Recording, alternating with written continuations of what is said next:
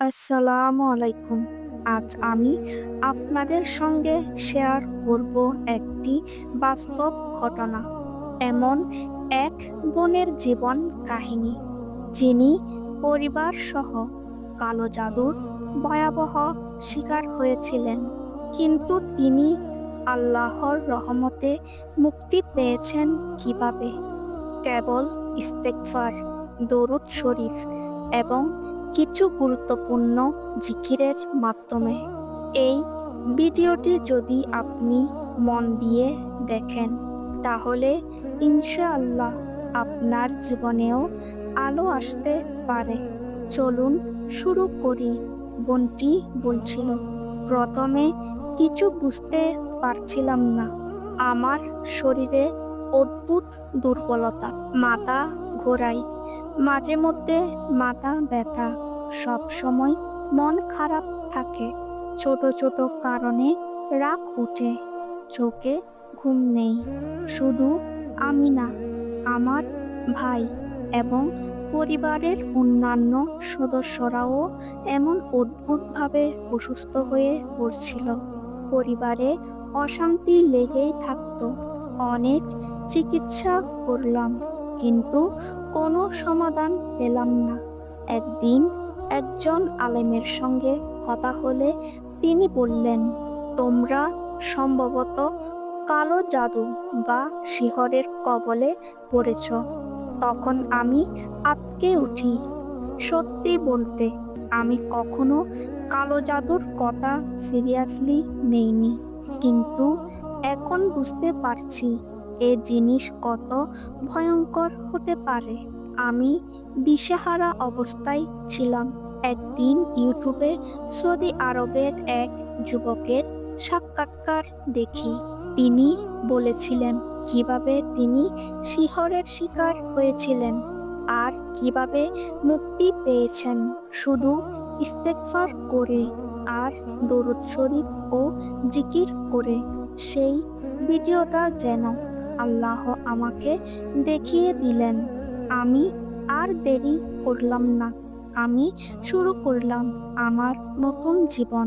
প্রতিদিন 100 বার আস্তাগফিরুল্লাহ, 100 বার দরুদ ইব্রাহিম, 100 বার সুবহানাল্লাহি ওয়া বিহামদিহি সুবহানাল্লাহিল আযীম, 100 বার লা হাওলা ওয়ালা কুওয়াতা ইল্লা বিল্লাহিল আলিয়ুল আযীম। আমি নিয়ম করে প্রতিদিন পড়তে থাকি। কাউকে কিছু বলি না, শুধু আল্লাহর সামনে কান্না করি।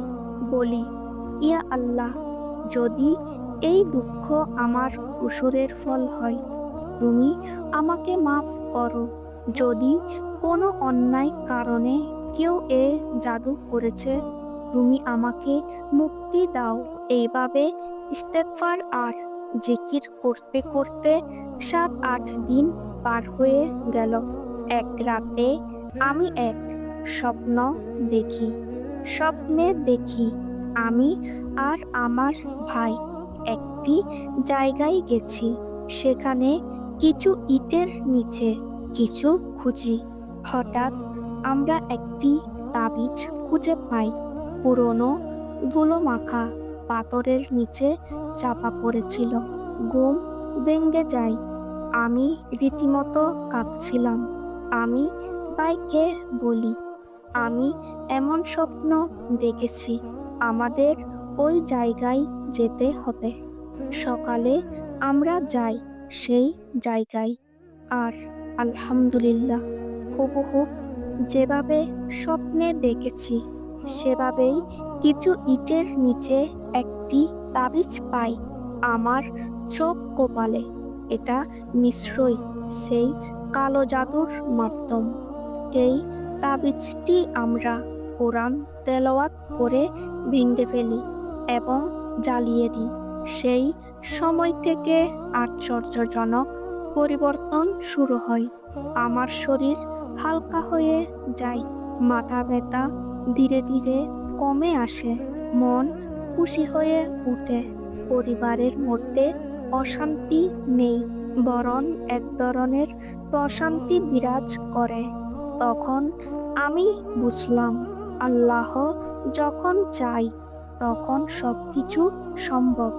আর আল্লাহর কাছে ফিরে যাওয়ার সবচেয়ে সুন্দর রাস্তা হলো ইস্তেগফার।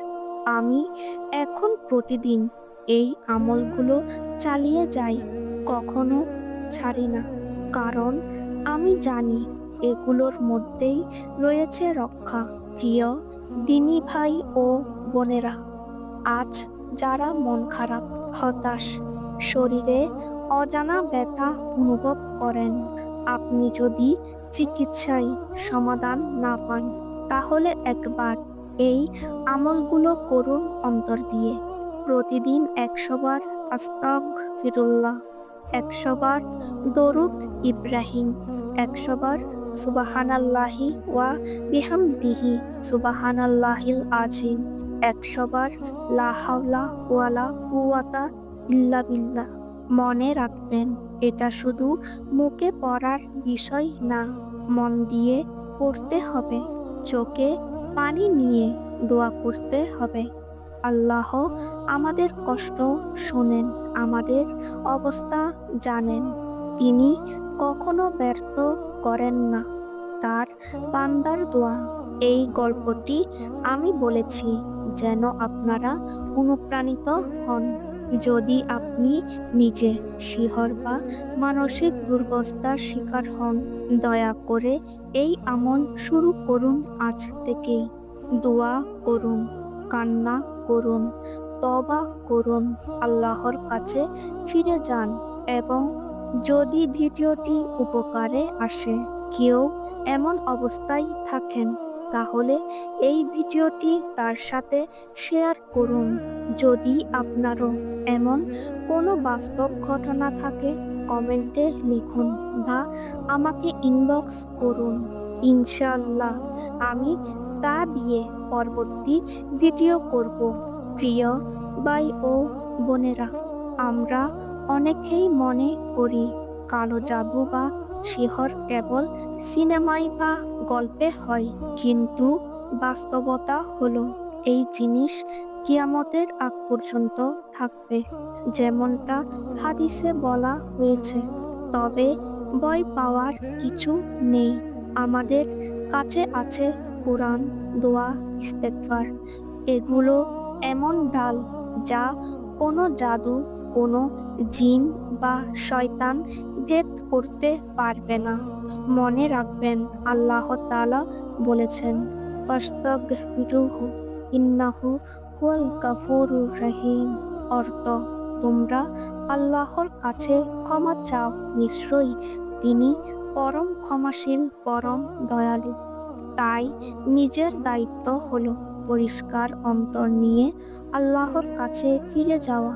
সকাল সন্ধ্যার জিকির কখনো বাদ দেবেন না। ফজরের পর ও মাগরিবের পর অন্তত ১০ মিনিট আল্লাহর নাম নিন। আপনি হয়তো জানেন না কতটা বিপদ থেকে আপনি নিজেকে রক্ষা করছেন শুধু এই জিকিরের মাধ্যমে। প্রতিদিন ঘুমাতে যাওয়ার আগে এই ৩টি সূরা পড়ুন। সূরা ইখলাস ৩ বার, সূরা ফালাক ৩ বার, সূরা নাস ৩ বার। তারপর আপনার শরীর ও আশেপাশে ফু দিন। ইনশাআল্লাহ আপনি নিরাপদে থাকবেন। আর আমার জন্য ও সব মুসলিম উম্মার জন্য দোয়া করবেন, যেন আমরা আল্লাহর হেদায়েতের উপর টিকে থাকতে পারি এবং এই দুনিয়ায় ও আখিরাতে নিরাপদ থাকতে পারি। ভিডিওটি ভালো লাগলে লাইক দিন, চ্যানেল সাবস্ক্রাইব করুন এবং আল্লাহর উপর ভরসা রাখুন। আসসালামু আলাইকুম।